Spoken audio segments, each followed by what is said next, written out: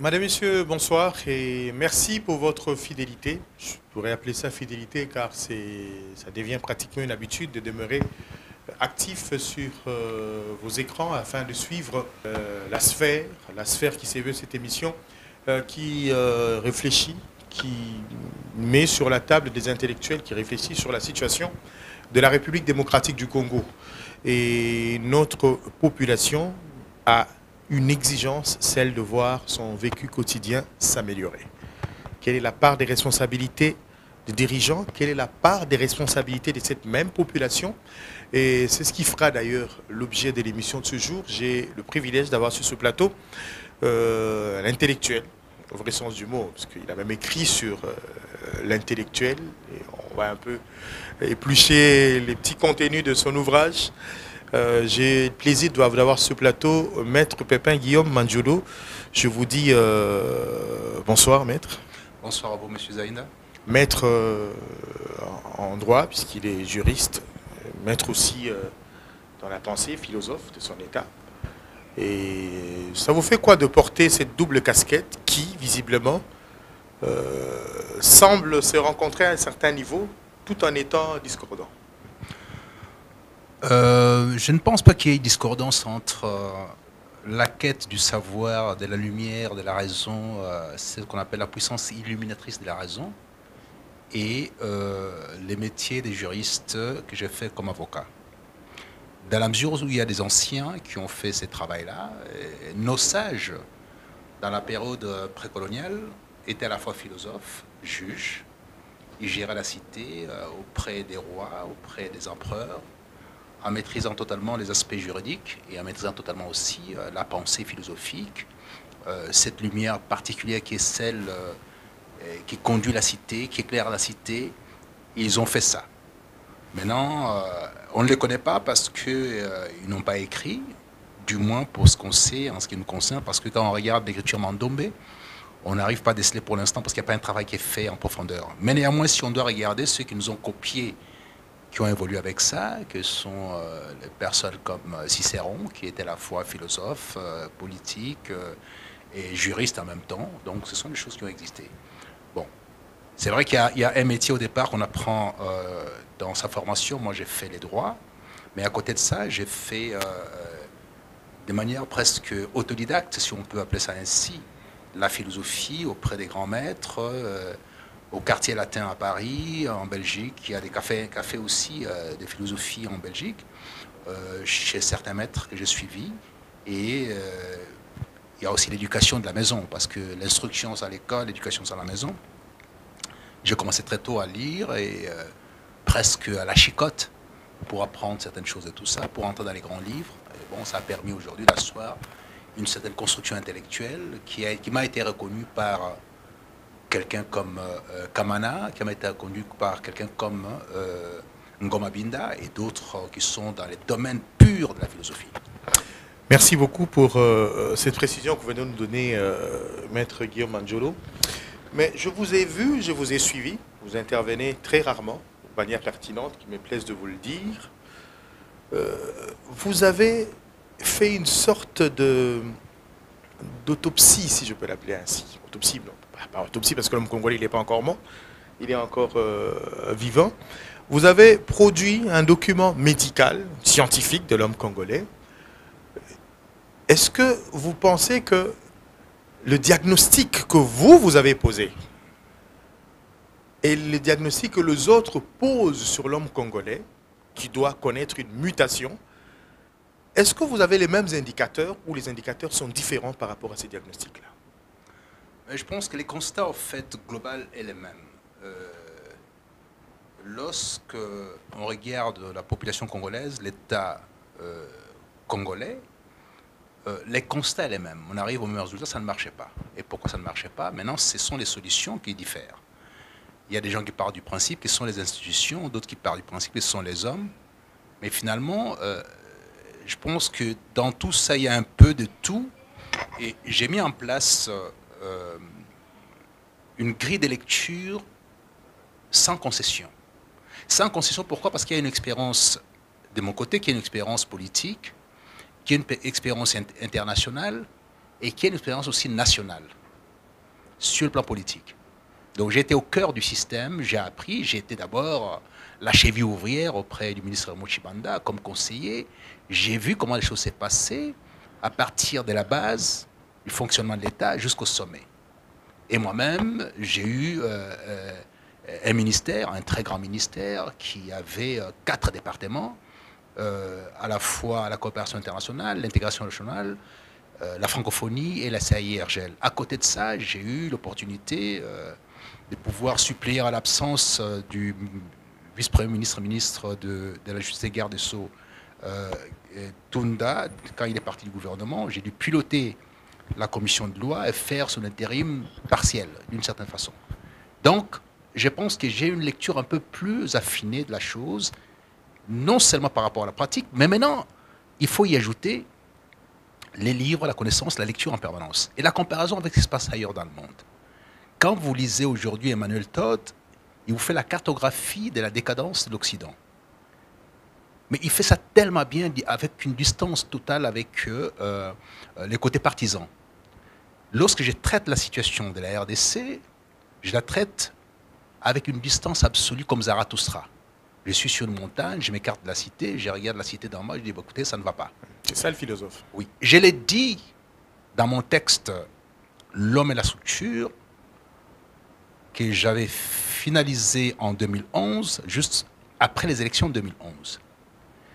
J'avais annoncé, un peu comme ça se passe pour ceux qui aiment la Bible, il y a d'un côté Ézéchiel qui vous dit ce qu'il faut faire ou ne pas faire pour ne pas avoir des résultats, des mauvais résultats ou des conséquences fâcheuses. Et puis il y a Amos qui vous dit, mais vous n'avez pas respecté, voilà ce qui arrive maintenant. Donc la sentence est définitive chez Amos. Il y a Ézéchiel et puis Amos. Moi j'ai annoncé ça en 2011 en disant, il y aura les bouleversements terribles et presque la disparition de ceux qui sont en train de s'accrocher au pouvoir aux côtés du président Kabila. Et ils partiront. Je l'ai annoncé. Ça, c'est vrai. C'était mal perçu. Vous vous souvenez, on en a parlé. C'était très mal perçu. Ouais. C'était subversif. Comment est-ce qu'il peut dire ça alors qu'il est dans le système? Non, je ne suis pas dans le système. Je suis avec vous, mais les systèmes, ce n'est pas ça. Les systèmes, c'est le triptyque qu'il faut mettre en place. Raison, vertu, bonheur. Des règles raisonnables portées par des dirigeants vertueux pour le bonheur de la population. Est-ce que ces triptyque est respecté? Malheureusement, non. Donc voilà un peu la construction qui est la mienne. C'est posé sur des principes clés, une réflexion clé et une pratique. Parce que j'ai été au four et au moulin, j'ai été à la cheville ouvrière, mais j'ai touché vraiment au cœur du système parce que j'y ai participé comme ouvrier du système. Pas comme acteur principal, mais comme ouvrier du système. Ce qui fait que je sais comment ça fonctionne, comment ça doit fonctionner, quels sont les écueils, quelles sont les erreurs et comment il faut les réparer. Toujours actif, toujours résilient, on peut le dire ainsi. Maître Guillaume Anjolo, quand vous parlez, ceux qui ne saisissent pas la portée de ce que vous dites, pensent peut-être que vous êtes de ceux qui ont traversé ou tout ça. Je rappelle que vous demeurez dans la famille politique du président Joseph Kabila. Mais je ne change pas de position. D'ailleurs, je propose ça dans mon texte Puissance à venir. Je pars du principe que changer d'une position à l'autre, c'est une faiblesse intellectuelle et qui est plutôt à un comportement du ventre. Et moi, je ne suis pas concerné par ça. Le problème, c'est quoi? C'est que la plupart des gens n'ont pas de métier. Et ils ont pour métier ministre. Mais ce n'est pas un métier, c'est une fonction, c'est une charge publique qu'on doit laisser à un moment donné. On n'est pas là ad vitam aeternam. Ce n'est pas une posture nobiliaire. Ce n'est pas une aristocratie dans laquelle vous vous trouvez que vous allez... Non. Vous êtes avocat, vous êtes médecin, vous êtes ceci ou cela et tout ça, vous êtes homme d'affaires, bon, vous rentrez en politique. Lorsque votre séquence s'arrête, vous sortez pour continuer votre travail. Vous appartenez à une famille politique. J'appartiens à la famille politique de Kabila, qui est la FCC. Je n'ai pas bougé d'un iota. Je suis arrivé en RDC, donc j'ai été pris sous l'aile du ministre Mochibanda. J'ai consenti à entrer dans l'ULDC. J'ai été secrétaire général de l'ULDC. Pour l'instant, il me semble que je le suis encore, mais il y a un intérimaire qui continue à pouvoir faire son office, le gouverneur Mutanda. Donc, je suis de cette famille-là. Je n'ai pas bougé d'un iota. Je ne bougerai pas d'un iota. Ma position est claire. Ça n'a pas changé. Je ne veux pas changer de camp politique parce que tout ça. Non. Ce qui était mauvais hier, aujourd'hui, l'est encore. Ce qui était mauvais avant-hier a été mauvais à notre période et encore mauvais aujourd'hui. Et ma critique n'a pas bougé. Très bien. Dans mon texte, Ma Nation, je le disais, en 2005-2006, en faisant l'autopsie de la situation de Mobutu, de la situation de la FDL et de la situation post-FDL. Dans mon texte, L'homme et la structure, je faisais l'autopsie de la gestion de la période de Kabila. Tout en étant de la famille politique, moi je suis un homme libre, un penseur libre sur ces points-là précis. Je n'ai pas à être partisan sur l'imbécilité des gens de ma famille politique. Donc un imbécile de l'opposition ou de ma famille politique reste un imbécile à part entière. Vous avez toujours été droit dans vos bottes, ça je le sais, ce qui fait que on vous voue toujours ce respect-là, de part et d'autre, que ce soit dans votre famille politique ou dans l'opposition ou dans la majorité. Guillaume Mandiolo est respecté. Ça je le dis sur base de faits probants. Mandiolo veut passer ou porter une nouvelle tunique, une tunique de militant, je peux le dire ainsi. Vous voulez quitter cette structure sociétale informe que vous venez d'écrire tout à l'heure là, à une entité puissante. Là, ceux qui comprennent, c'est-à-dire que c'est un peu de manière vulgaire, comme vous n'aimez pas le dire, une sorte de ras-le-bol. Est-ce que cette opération que Schopenhauer peut relier à ce que vous voyez, cette opération de cataracte, parce que vous estimez que les lunettes qu'on porte avec le cataracte, elles ne servent à rien en fait. Il faudrait d'abord qu'on opère ces yeux, et puis ces lunettes vaudront ou auront de nouvelles valeurs. Alors, c'est quoi que vous appelez, parce que vous avez écrit un joli livre, La puissance, où vous décrivez pratiquement, quand vous lisez ce livre-là, vous voyez la situation actuelle de notre pays, et même les pistes et solutions qui peuvent nous permettre de sortir de cette situation. Alors, qu'est-ce que vous appelez puissance ? La puissance, c'est cette capacité qu'a un être vivant, peu importe lequel, de pouvoir se transcender, de pouvoir survivre, de pouvoir attaquer, de pouvoir conquérir, de pouvoir peser dans son environnement immédiat. Et si on doit transposer ça sur un État, c'est compter parmi les nations, peser parmi les nations, s'imposer et être craint. C'est ça la puissance. Ce n'est pas autre chose. Et vers la chute de la Russie ou de l'URSS, il y a un homme qui a compris qu'il fallait absolument se réveiller et faire revenir à l'Empire russe. Cet homme s'appelle Poutine. Et Poutine va chercher un texte majeur qui est celui d'Ivan Ilyin. Guérir le mal par la force. Il faut qu'on ait peur de vous. C'est ça la puissance. La puissance, on ne pleurniche pas. On construit ses crocs. On construit ses griffes. On les acère pour pouvoir attaquer à tout moment. Mais ça se construit comment? Par la pensée. Pas par les slogans, pas par la propagande, par la pensée la plus solide possible, la plus profonde possible. Ce qu'on appelle la santé nationale. Il faut construire la santé nationale. Et c'est ce que je propose dans ce texte, Puissance si j'étais président. Ça commence par quoi? Ça commence par présenter les profils de l'être congolais. C'est quoi un Congolais? Et je définis ce qu'est un Congolais.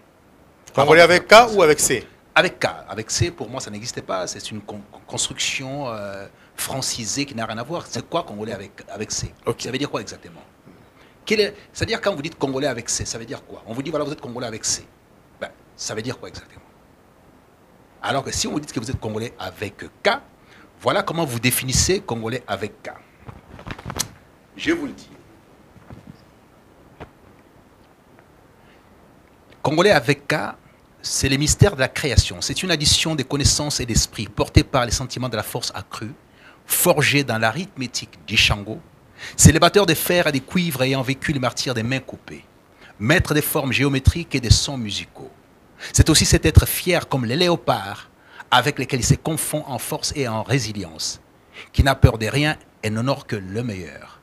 C'est surtout ces peuples dont la terre entrelacée des rivières et ceinturée de toutes parts d'une richesse minérale insolente, partant le seul peuple qui peut claironner sur le toit du monde d'avoir été réellement élu par les créateurs. Oui. Voilà ce que c'est le Congolais. Qu'est-ce donc le Congolais avec C? Rien du tout. Les Congolais avec C, c'est ce peuple qui a été martyrisé, soumis à la fois sur le plan cosmogonique, donc de sa religion nouvelle qu'on lui a apportée, les noms qu'ils portent, tout est faux. C'est l'être faux par essence. C'est l'être qui copie les modèles occidentaux dont il ne maîtrise même pas. C'est l'autre qui porte des noms dont il ne maîtrise même pas. Il ne sait pas pourquoi il s'appelle Guillaume, il s'appelle Pépin. Pourquoi vous vous appelez comme ça? Il ne le sait pas. On lui a dit il faut s'appeler comme ça. Alors que les Congolais avec K s'appellent Manjolo Bouakila, Makabuja Kamau. Et ça veut dire quelque chose. Il y a une explication derrière tout ça. Les Congolais avec K, c'est celui qui se confond avec les léopards, la force, l'occupation de son espace vital. C'est cette idée majeure d'une spiritualité la plus élevée possible qui a fait un lien avec la cosmogonie depuis la naissance de l'homme sur Terre. Il connaît son espace, il connaît son Dieu, il connaît tout ça. C'est celui qui commence à matérialiser les mathématiques sur les bâtons d'Ishango. L'essence des mathématiques abstraites. Il est le premier au monde à pouvoir faire ça entre 25 ou 20 000 ans à partir d'aujourd'hui. Parce que les mathématiques qu'on voit chez les Sumériens ou dans la plupart des civilisations, ce sont des mathématiques qui se sont forgées sur les outils, les éléments, les animaux. Si on veut parler de chiffre 2, on va voir 2 vaches, 2 lances, 2 pirogues. Mais en RDC, il n'y a pas ça. En RDC, ce sont des bâtons qu'on dessine, on fait l'addition, la multiplication, la soustraction. C'est ces Congolais-là. Alors, dites-moi, votre Congolais avec C, c'est quoi exactement? Ça ne veut rien dire. Comment voulez-vous avoir un pays qui s'appelle Congo avec C et une province qui s'appelle Congo avec K? Avec le Congo central. Et ils avaient insisté que ça devrait être le Congo central. Et pourquoi? On a eu ça aussi avec Ozaïr, Bazaïr. Bazaïr, oui. Donc, c'est le même pays qui donne la partie orientale à un territoire et la partie occidentale à notre territoire. Mais les cas nous viennent du Congo, de ces royaumes vaillants extraordinaires, mais en même temps, les cas est nécessaire pour tous parce qu'il y a une sorte de melting pot de tous les peuples de la cuvette centrale, à la suite de la colonisation, à la suite des exactions de Léopold II, du génocide de main coupée. Tout ça a forgé dans les ciments de la souffrance de cette multitude qui a été mélangée à forger ces Congos-là, qui a une explication. Les Congos, c'est aussi les batteurs de cuivre. Congo, de la houe qu'on utilise pour... Les Congos, c'est tout ça. Mais les Congos avec c'est quoi exactement? Cette antinomie, il faut que les chaires d'histoire en parlent. Ce n'est pas normal qu'on puisse être à la fois ces peuples vaillants qui connaissaient l'écriture, les mandombes et tout ce que j'ai expliqué ici, qui pouvaient communiquer à distance, et finalement aujourd'hui qui se trouvent être juste une fabrication occidentale. Puisque vous évoquez le sujet, Maître Pépin Guillaume Manjolo, Valentin Yves Moudimbe, le grand, paix à son âme, il évoque, et vous le répétez, même le professeur Binda l'a répété, il affirme que toutes les sciences sociales ne peuvent réellement être comprises que dans leur territoire épistémologique d'avènement. Ouais. Alors, étions-nous ou sommes-nous dans l'erreur en les appliquant hors contexte ou hors synchronisation? Est-ce que nous sommes dans une désynchronisation quand on essaye d'appliquer les sciences qui sont nées dans un contexte d'avènement particulier, de par leur origine, on essaie de les appliquer dans nos origines à nous ou dans nos contextes à nous? Mais on est totalement désynchronisé. Mais totalement. De quoi parle-t-on lorsqu'on parle des outils qui ont été fabriqués en fonction d'un État à un moment donné, d'une civilisation à un moment donné, d'une culture à un moment donné? On se l'applique sans pour autant comprendre de quoi il s'agit parce que ça ne concerne pas. Il y a 3 termes, tous allemands. 2 termes qui viennent de la période de Weimar, de la République de Weimar, qui est le Volksseele, Volksgeist, qui veulent dire l'esprit et l'âme d'un peuple, qui construisent dans la culture, dans les scories de l'histoire de ces peuples-là, ce qu'il est exactement avant l'existence de l'État, et qui se projettent. Le 3e terme, Weltanschauung, ça, je tiens ça de Moudimbe. Moudimbe dit, chaque peuple a sa vision, mais sa vision vient de son Volksseele, Volksgeist, de l'esprit et de l'âme qui construisent les ferments de ce qu'il est et qui se projettent dans le futur. Je ne peux pas avoir la vision française parce que je suis congolais. Ma vision en moi est liée par rapport à la terre congolaise, aux souffrances endurées, à Ishango, au bonheur connu, aux sons musicaux, à tout ce qui gouverne mon être, qui vient des racines de ma terre, qui m'inonde et me rend riche en or et en beauté. C'est ça ce que je suis. Et je peux me projeter dans le futur. Tant qu'on n'a pas fait cet exercice-là, tant que nos universités enseignent toujours ce qui est extérieur, et qu'on n'a pas fixé notre vision sur le Weltanschauung, c'est-à-dire notre vision du monde. C'est quoi la vision du monde du Congolais avec K? C'est quoi sa vision du monde? On doit questionner l'histoire, questionner nos ancêtres, aller questionner les vestiges que nous sommes, faire la philologie de l'être congolais pour pouvoir dire, tiens, nous avons commencé comme ça à Ishango, nous avons continué de cette façon ici, maintenant on peut aller dans telle direction. Comment voulez-vous qu'une terre comme la nôtre, riche d'une abondance tropicale, j'entends ici abondance tropicale à la fois les hommes, la terre, la végétation, Et les tout, eaux? tout, incapable, alors que nous sommes les premiers penseurs des mathématiques, de construire une philosophie nationale des puissances. Mais parce qu'on ne s'adosse pas sur la puissance, on s'adosse sur, je dirais, les crétinismes ambiants qui consistent à dire, voilà, il faut faire les partis politiques, il y a pour vocation de pouvoir conquérir, de pouvoir les conserver. Pourquoi faire? Cette phrase s'arrête là.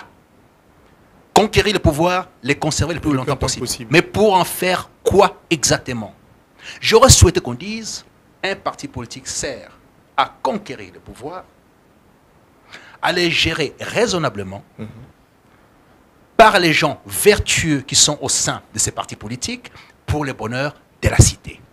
Et comme l'homme s'épuise, quand il s'épuise, il n'est plus en mesure de produire plus que ce qu'il peut, bah, il passe à d'autres qui peuvent faire la même chose, ainsi de suite. Ainsi, on n'aurait eu que 2 partis politiques. Parce que je vous signale au passage, nous avons plus ou moins 500 à 700 partis socialistes en RDC, Oui, oui. dont les plus grands d'entre eux sont les PPRD et l'UDPS. 2 antagonistes profonds. Comment pouvez-vous expliquer ça, la même pensée politique, vous êtes antagoniste? Qu'est-ce qui ne va pas? Parce que les partis politiques sont les ligablos des gens. Ce n'est pas la pensée politique au sens de la social-démocratie qui veut que l'État puisse être prépondérant dans la gestion. Face à eux, nous qui sommes de la droite conservatrice et traditionnelle, qui veulent que l'individu a un don particulier, il faut le laisser s'épanouir et produire ses effets. Voilà, ce sont les 2 conceptions de politique qu'on peut avoir dans ce pays. Est-ce qu'on en parle? On n'en parlait pas. Toute la propagande est autour de l'amusement et du folklore. Donc, ce qui fait porter au sommet de la gestion ou des charges publiques, les saltimbanques, à côté d'eux, donc ce sont les meilleurs d'entre nous en termes de folklore, d'amusement, d'insultes, de vulgarité, tout ça, ce sont eux qui passent devant. Toutes les intelligences restent derrière parce que ont peur d'être insultés, ont peur d'être attaqués et tout ça, donc elles restent derrière. Et cela avance. Et finalement, quand, au terme du cirque, si on peut appeler ça comme ça, parce que ce n'est pas cycle, c'est cirque, on s'enfonce de plus en plus. C'est ça la situation qui est la nôtre. Alors, ça, c'est vraiment très profond ce que vous venez de dire tout à l'heure. Mais à un moment donné, quand je vous lis depuis plusieurs temps, depuis plusieurs moments, plusieurs années, je peux le dire ainsi, cette répugnance que vous avez vis-à-vis de ce cirque-là, il va perdurer jusqu'à quand? Et plus il perdure, et plus les acteurs du cirque, le bouffon, sont beaucoup plus nombreux, et on amoindrit ceux qui ont pour essence la raison. Et le pays va finir par... Parce que quelque part, vous dites dans votre ouvrage qu'un peuple qui ne peut vivre par son industrie, et là vous appelez industrie propre, intelligence, est appelé à disparaître. Est-ce que nous ne sommes pas en train d'aller vers cette disparition-là? Monsieur Zaïnda, les civilisations naissent, grandissent et périssent. Effectivement. Et souvent, elles périssent lorsqu'elles atteignent les plus hauts degrés de décadence. Nous sommes en RDC au plus haut degré de décadence alors qu'on n'a pas réalisé l'essentiel de ce qu'on appelle la civilisation. Nous avons un potentiel en termes de possibilités les meilleurs du monde. Je peux dire aujourd'hui, nous avons un potentiel qui serait 100 000 fois plus que les Qatar. Vrai. 50 000 fois plus que l'Arabie Saoudite. 1 million de fois plus que la France. Pour la Belgique, n'en parlons pas. N'en parlons même pas. Où en sommes-nous? nous avons explosé les tableaux de Mendeleïev. Notre territoire est ceinturé, irrigué par plusieurs rivières et le fleuve lui-même. Notre territoire a des minéraux partout, il est arable partout.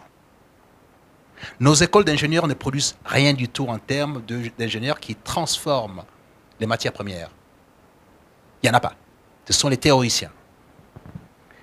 La faculté de philosophie ne nous offre pas cette aura nécessaire qui nous avait été offerte à un moment donné par Mudimbe, Ngal, Kamana, Ngoma Binda, et tout ça qui sont en train de partir, tout ça, l'un en retraite, les autres sont partis. Comment voulez-vous qu'on ait, j'ai beaucoup de respect pour Taboulé, pour Luambo Makiadi et tout ça, qu'on ait des rues, Luambo Makiadi, Taboulé, et pas les rues Mudimbe, pas les rues Kamana et tout ça. Les Binda et tout ça, il y en a pas. Ça n'existait pas. Ce n'est pas normal. C'est une civilisation de l'amusement. C'est bien, l'amusement est nécessaire pour la santé, pour le mental d'une population. Mais ça ne doit pas être numéro un. Ce sont des arts moyens. L'art majeur, c'est la pensée, c'est la création, c'est la proposition d'aller beaucoup plus loin, de se dépasser, de se questionner sur soi. Et ça, c'est la philosophie. Pourquoi ces gens-là ne sont pas honorés dans ce pays? C'est sur cette base-là qu'on va disparaître. Rome avait atteint le niveau le plus élevé, mais la décadence romaine, c'est par rapport à son comportement. Et ça a périclité et c'est fini, terminé. On n'a plus parlé de Rome. Donc, toutes ces civilisations naissent, grandissent et disparaissent. Nous sommes dans une phase descendante depuis très très longtemps. On n'arrive pas à remonter. Et on croyait pouvoir remonter avec les cycles électoraux ce sont des amusements complètement. Vous savez, j'ai fait un article qui a été incorporé dans un des textes. La contestation et la confiscation. Quand on s'oppose, obligatoirement, on conteste. Avec toute la violence, la virulence, on pense qu'on est les meilleurs et tout ça. Lorsqu'on occupe les sièges, on confisque. On veut tout avoir, et soi, et sa famille, et personne d'autre. C'est un cycle qui se répète. Ça a commencé de la période Lumumba, on l'a contesté alors qu'il avait gagné les élections, et finalement on a pris les pouvoirs, on se les partageait, et ceux qui n'étaient pas contents, qui étaient dans les systèmes, qui voulaient beaucoup plus, sont sortis pour contester violemment, pour récupérer le pouvoir finalement un jour, et tout confisquer. La confiscation et la contestation, c'est les cycles habituels. Sinon, on n'aurait pas 1250 partis politiques au moins actuellement en RDC. C'est une honte dans un pays qui a 450 peuples érigés en tant que tels par les colons, puisqu'il avait d'abord fixé à 6000 peuples, il est passé à 450 peuples en RDC, qui a 145 territoires, qui a 500 sièges au Parlement, mais qui a 1250 partis politiques. Quelle est la raison des 1250 partis politiques alors qu'on n'a que 500 sièges au Parlement? On a 450. Admettons qu'on puisse dire chaque peuple du Congo, puisqu'il y en a 450, a un élu. Quelle est la raison d'avoir plus de 1000 partis politiques? Plus de 1000 partis politiques. On aurait 500 partis politiques, on comprendrait. Mais plus de 1000 partis politiques pour 500 sièges. Qu'est-ce qui ne va pas? Qu'est-ce qui ne va pas? Y a-t-il 1000 façons de penser la politique, 1000 idéologies politiques? Non, il n'y en a que 2. Je viens de définir ici. La social-démocratie, pour pouvoir accompagner, l'État accompagne tout le monde, les plus faibles et tout ça sont accompagnés, ils sont avec les écolos et tout ça, donc ça fait un parti politique. Et puis de l'autre côté, on a les conservateurs, les libéraux conservateurs, qui sont eux qui disent, voilà, il faut privilégier l'individu, qui s'épanouissent, pas beaucoup de taxes et tout ça, il va produire, ça va faire tache d'huile, tout le monde va profiter. Les ruissellements, au départ, d'un individu. Très bien. On a 2-3 grands pays. La Chine, un parti politique. On va tout le temps en Chine, non? Oui. C'est la Chine qui nous a construit mon centre culturel. Qui nous construit la rocade. Oui, votre centre culturel. Mon centre culturel. Oui. Puisqu'il faut quand même qu'on remette les choses dans leur contexte. Ces centres culturels qui est en face... Vous appropriez la paternité de ces centres culturels. Mais la paternité revient à qui? Comment ça fonctionne normalement? Les présidents Kabila pensent à un endroit culturel. Le ministre Raymond Tshibanda, accompagné du conseiller Damien Pono, pense à la structure. Comment il faut faire cette structure-là? Nous sommes aux alentours de 2011-2012. Et finalement, la négociation commence avec les pays qui pouvaient nous aider pour faire ça. La Chine se propose de pouvoir faire ces projets, qui devaient coûter aux alentours de 20 millions ou un peu plus. Mais les projets ne prennent pas jour parce que tout simplement, il y a des changements politiques, des choses qui se passent et tout ça, donc c'est pas possible. Parce qu'entre-temps, les ministres Ramochi Banda quittent les ministères des Affaires étrangères, d'autres ont remplacé. Le projet est stoppé. Par bonheur, je suis positionné à la coopération internationale, ce qui fait que je relance le projet au stade où il s'est trouvé. Et je vais chercher M. Damien Pono, qui connaissait très bien le projet. Il vient dans mon cabinet comme directeur de cabinet adjoint. Et avec lui, maintenant, on reprend les projets là où on l'avait laissé des années auparavant. On contacte les Chinois, on renégocie pour obtenir 100 millions. Maintenant, il faut trouver un terrain. J'ai négocié avec la ville de Kinshasa et avec Pius Mwabulu, qui était ministre d'État en charge de l'urbanisme. J'ai signé avec lui les documents pour avoir les terrains. J'ai ces terrains. Je vais voir le Premier ministre, je lui présente les terrains et je signe avec les Chinois pour leur dire, voilà, maintenant vous pouvez le faire. Mais à une condition, ils m'ont dit, oui, mais il faut nos entreprises. Je dis, écoutez, c'est vrai, on va voir ça parce que c'est la condition que vous devez intégrer. C'est votre argent après tout, pourquoi pas. 100 millions de dollars des Chinois, gérés par les Chinois, pour construire ces centres. Voilà l'historique de ces centres. Donc c'est moi qui signe avec les Chinois, qui termine avec les Chinois, qui signe avec Mwabulu, qui termine avec lui et tout ça, qui fait ce travail. Je me rappelle de votre descente avec le Premier ministre Ilunga Kamba. Le Premier ministre, oui, Ilunga Kamba, on est parti. Mais bon, j'ai vu quand ils ont fait leur inauguration, ils n'ont même pas passé ça. L'État, c'est pas ça. L'État, c'est reconnaître qu'effectivement, la continuité, dès la commencé, je viens de dire, c'est l'historique. Joseph Kabila et Ramochi Banda, qui a conduit le projet, qui a lancé le projet avec les collègues Damien Pono, de Rose Mémoire, qui nous a quittés. Et puis, puisqu'il était de l'INA, il a même été déjà de l'INA, et pour introduire l'INA dans l'enclos et tout ça. Et aujourd'hui, on fait des manifestations, même pas une petite allusion à ceux qui ont fait ce travail. Ça vous coûterait quoi? Que l'enfant porte son nom d'origine, que les lions soient appelés lions, que les léopards soient appelés léopards. On ne peut pas appeler léopard chèvre par le fait de ne pas l'aimer. Appeler léopard, léopard, c'est son nom naturel. Voilà un peu la situation qui est la nôtre. Je comprends ce que vous dites, là, le papier, j'en aurais plus besoin. Je le mets juste à côté, parce que je vais évoquer un sujet qui me ronge particulièrement. Vous parlez de repères. Oui. Un peuple, une nation qui doit avoir un repère, même des dirigeants de cette nation qui doivent avoir des repères. Vous avez cité récemment l'Espagne qui a comme Cervantes, que vous avez cité comme étant pratiquement... il y a les Anglais qui ont Shakespeare, il y a les Français qui ont Molière, il y a même les chefs d'État français, il y a Attali qui apparaît comme le repère de plusieurs d'entre eux, dont l'actuel président de la République. On peut aussi parler de l'Espagne qui a Cervantes. On peut aller comme ça. Même, vous êtes allé beaucoup plus loin en évoquant Aristote, qui l'était pour Alexandre le Grand. Nous n'avons pas de repère. Nous n'avons pas de repère, mais nous sommes dans ce que vous avez décrié. Vous avez appelé le poison de la vénération de l'étranger. Ouais. Donc, visiblement, le Congo évolue sans boussole idéologique, philosophique. Ouais. Mais maintenant, c'est l'étranger qui nous conduit. Oui. Nous le disons sur base de faits qui sont probants. Nous avons Doha, nous avons Washington, que tout le monde attend, qui semble être la solution magique. Alors, que pense l'intellectuel, hein, je ne parle pas de Guillaume Mandiolo comme membre d'un parti politique ou d'un mouvement politique quelconque, je parle de l'intellectuel Guillaume Mandiolo. Que pense-t-il par rapport à ce qu'il a comme pensée, par rapport à ce qu'il a comme imagination au regard de faits actuels destinés à nous sortir de cette crise? Au fait, pour schématiser, je suis un artiste. Je sépare mon œuvre de ma vie. Ma vie politique n'a rien à voir avec mon œuvre. Et la remise en cause permanente de ce que j'ai fait en politique, je le fais dans les livres, je dis voilà, là j'ai mal agi, là nous avons mal agi, sans cesse. Partant de là, j'ai fait l'arithmétique simple.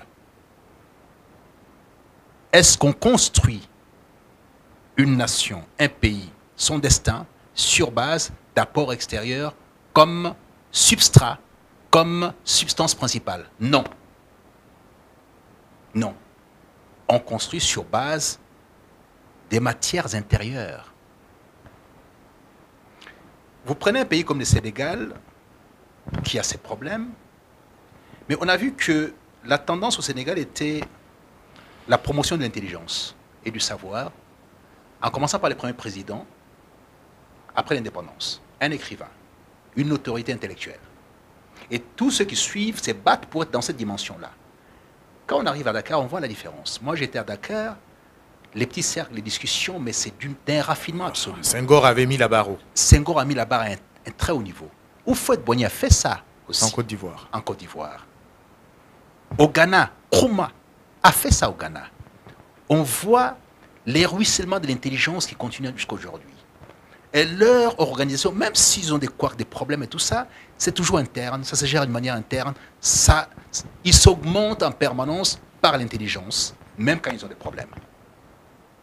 Et nous qui sommes les pays des Moudimbe, comment pouvons-nous considérer qu'effectivement, notre salut est à l'extérieur?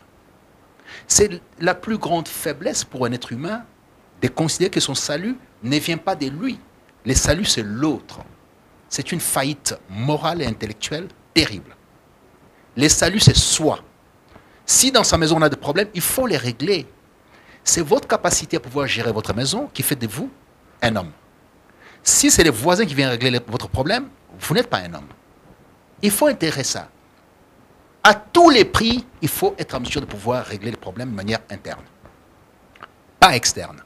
Vous dévalorisez, vous vous démonétisez, aller chercher des solutions sans cesse à l'extérieur. Et ça ne date pas d'aujourd'hui. On s'est battu ici, on a fini à Sun City. Ce n'est pas normal. Aujourd'hui, on a un regard très critique de la part des Thabo Mbeki. Parce qu'il dit, on connaît ces gens-là.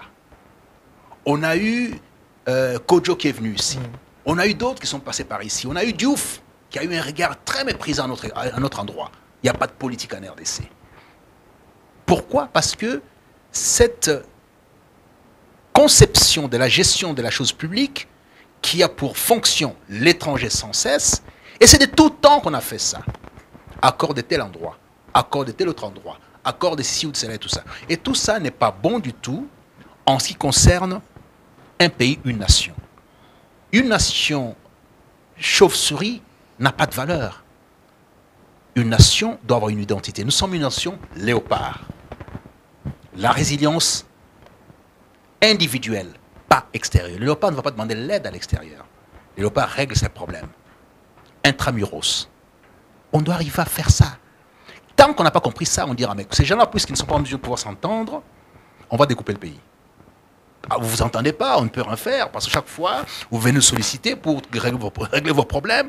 Alors, nous pensons que ces pays doivent être morcelés pour avoir des petites entités, parce que la taille de ces pays ne vous permet pas, vous, entre vous, de vous entendre pour régler ça. Alors, on va les morceler.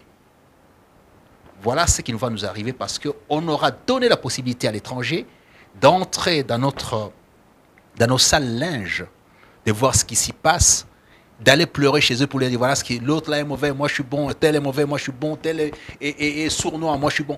Tout ça, ils ramassent ça, ils disent voilà ce que vous êtes. Toute la pourriture interne qui peut être nettoyée, cette plaie béante qui peut être nettoyée, cicatrisée pour passer à autre chose, on ne sait pas gérer ça parce qu'on a tout le temps besoin de l'étranger. On se prévaut d'ailleurs d'aller à l'étranger. Et on s'applaudit lorsque l'étranger dit Amen. Vous vous rendez compte de l'infériorité alors qu'aujourd'hui, chaque État lutte pour son indépendance intellectuelle, militaire, sociale. Nous sommes encore à la quête de la dépendance totale. Et on se prévaut de cette dépendance totale. On s'honore de cette dépendance totale. Je suis avec tel, je suis avec tel. Mais non. Je suis Congolais, je suis avec tel Congolais. Ah, enfin, les Nandais et les Emma sont tombés d'accord. Ils ont trouvé, dans les scories de l'histoire de leur relation, les éléments de cohésion. Enfin, les Mongos et les Loala ont trouvé leur cohésion dans les scories de leur histoire. Voilà la beauté d'un peuple. Ce n'est pas cette dissension, il faut aller voir l'étranger, on est à Doha, on est à Washington, on est à Sun City, on est à tel endroit. Cascade, non, Cascade, c'est pas bon, on va en Zambie. Et non, les accords de Zambie. Il y a toujours des accords de l'étranger. Le cycle devient un Dakar, cirque. Dakar, machin, tout ça. C'est un cirque, effectivement. Genval. Donc, il n'y a que ça. Genève, il n'y a que ça. Il n'y a que ça. On ne peut pas s'honorer de ça, je suis désolé. Ça peut faire mal, mais je suis désolé, je donne conseil, si je peux me permettre ce conseil-là, à ceux qui nous dirigent, ceux qui nous ont dirigés. On doit sortir de ces cycles où on honore l'étranger, il devient l'arbitre de notre saleté. On ne peut pas faire ça. Exposer sa nudité au monde entier, ce n'est pas admissible. C'est comme un parent, un père qui sort nu dans la rue. Il expose sa nudité dans la rue. Ce n'est pas bon pour ses enfants. Nous qui sommes les enfants de la République et viscéralement collés à cette nature congolaise, on est malheureux. Quand je suis dans les concerts de nation, et puis quand j'arrive, on me dit, oui, mais votre problème est réglé. On a réglé votre problème, hein, c'est bon maintenant.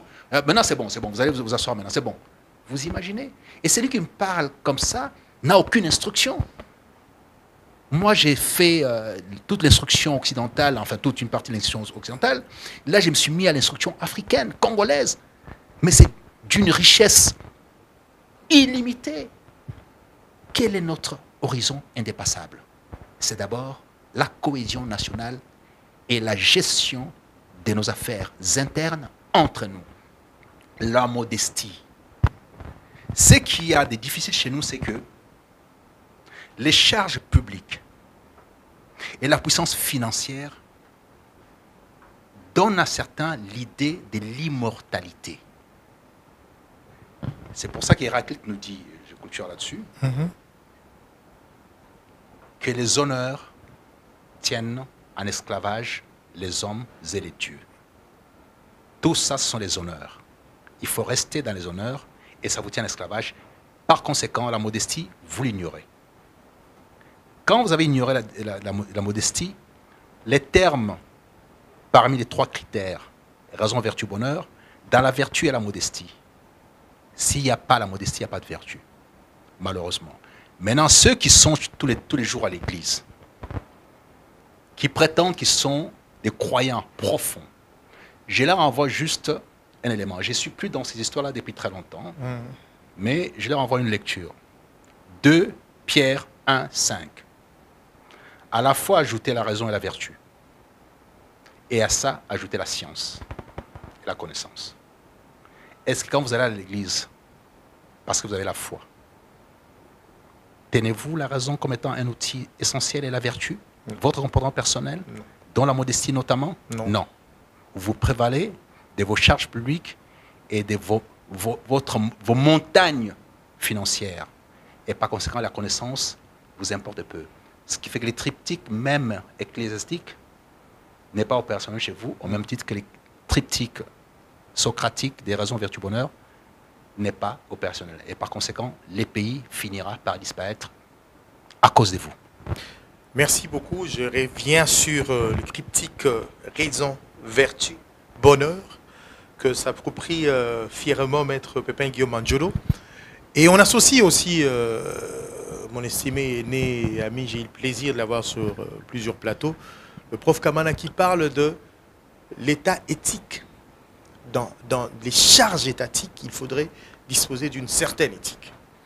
C'est justement parce qu'il y a manque d'éthique que nous avons les détournements, que nous avons la violation de procédure, que nous avons la mégestion, que nous avons l'incompétence dans plusieurs domaines. C'est parce que nous n'avons pas ça. Il y a le cryptique que nous n'avons pas, mais nous n'avons pas non plus cette éthique-là d'un homme d'État. Parce qu'un homme d'État, ce n'est pas donné à tout le monde, il l'a dit tout à l'heure. Lorsqu'on a les hommes d'État, on en trouve au Sénégal, on en trouve en Côte d'Ivoire. Nous qui allons dans certains séminaires internationaux, quand on rencontre des confrères journalistes en face de certains hommes d'État, nous nous rendons compte que nous avons de la valeur, mais le monde tout congolais doit se construire et revenir aux fondamentaux. C'est ce qu'il faut dire. Maître, merci beaucoup d'avoir répondu à notre invitation. Je ne voudrais pas vous donner un dernier mot, parce que je vous appellerai encore, parce que nous avons tellement de problèmes que si sur 1 million de personnes, 10 personnes peuvent écouter, et les 10 personnes-là peuvent donner une impulsion pour que nous essayions de changer la donne, et ça va aller de l'avant et ça va réussir. Merci d'avoir répondu à notre invitation, Maître. Merci à vous, mais un grand homme, c'est comme le dernier président, l'avant-dernier président tanzanien. Magufuli. Ça, c'est un grand homme. Respect à lui, respect à Kamana, mes éloges et mes hommages au grand Moudimbe qui est parti. Mes hommages à Ngal, que je vais chercher prochainement sur Paris. Il faut absolument que je le voie, qu'il fasse un tour au pays. Ce n'est pas possible, il ne peut pas partir aussi longtemps. Parce que ce sont des boussoles pour une nation. des vraies boussoles pour une nation. Ce ne sont pas les hommes politiques, il y en a toujours. Les hommes d'État, il y en a toujours. Mais les lumières qui éclairent la cité, il n'y en a presque jamais. On en a très peu, il faut les choyer, il faut les chérir. Merci. Merci beaucoup, maître. Et je pense que Terre Jaune donnera le plaisir de venir de temps en temps. Je vais trouver quelqu'un, ou si pas moi-même, pour commencer à venir couvrir un peu les salons. Parce que maître tient chez lui. Si vous arrivez chez lui à la maison, vous trouverez une maison tout à fait qui vous ramène vers les temps anciens, un peu comme si on était sous Socrate. Il y a un calme, il y a un silence, et puis il y a de salons où il n'y a rien, de sièges où il s'assied et discute de manière intellectuelle avec des gens. Il donne effectivement des pensées philosophiques sur notre vécu quotidien. Et c'est très intéressant. Nous allons commencer à vous faire découvrir ça au moins une fois par mois pour que vous essayiez de voir comment les choses peuvent changer. Merci beaucoup d'avoir suivi La Sphère. On se retrouve très prochainement et très bonne suite des programmes sur Terre Jaune.